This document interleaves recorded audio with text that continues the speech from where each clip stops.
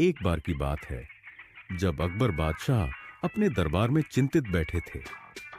उन्होंने देखा कि उनके राज्य में चोरी की घटनाएं बढ़ रही हैं। उन्होंने दरबारियों से समस्या का समाधान पूछा, लेकिन कोई संतोषजनक उत्तर नहीं मिला।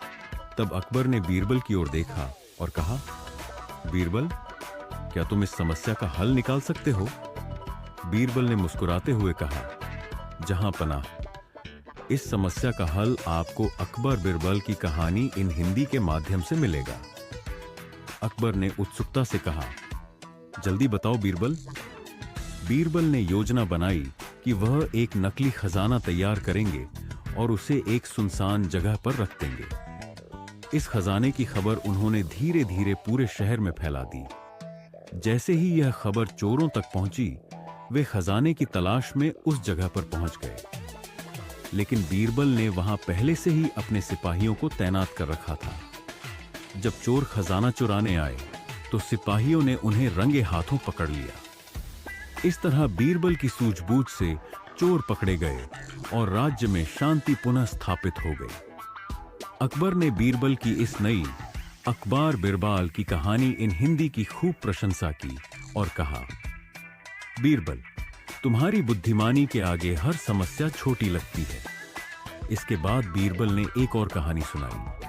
उन्होंने कहा, जहां पनाह, एक और अकबर और बिरबल की कहानी इन हिंदी है, जो हमें सिखाती है कि कभी-कभी जिन चीजों की हम तलाश करते हैं वे हमारे सामने ही होती हैं, लेकिन हम उन्हें नजरअंदाज कर देते हैं। बीरबल ने कहानी शुरू की।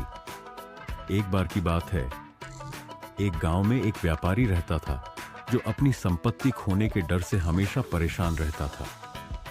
उसने अकबर के दरबार में आकर अपनी समस्या बताई। अकबर ने यह समस्या बीरबल के सामने रखी। बीरबल ने व्यापारी से कहा, तुम्हारी समस्या का समाधान अकबर बिरबाल की कहानी हिंदी में इनमें छिपा है। व्यापारी ने उत्सुकता से पूछा, कैसे?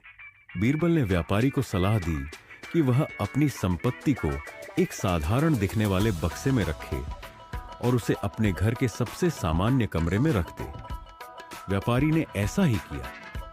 जब चोर उसके घर में घुसे तो उन्होंने कीमती सामान की तलाश की, लेकिन साधारण बक्से की ओर ध्यान नहीं दिया।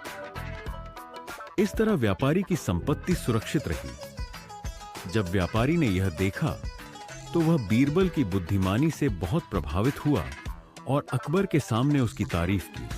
अकबर ने कहा, यह अकबर बिरबल की कहानी न्यू हमें यह सिखाती है कि कभी-कभी हमारी सुरक्षा साधारणता में होती है।